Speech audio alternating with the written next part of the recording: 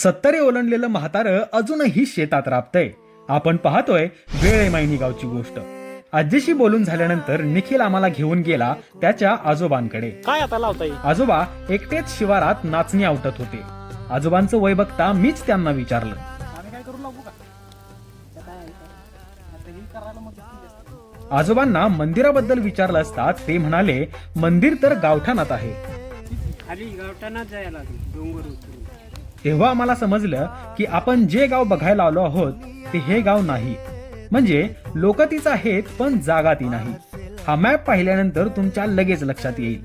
हे चाळकेवाडीचे पठार ज्यावरून आपण चालत आलो.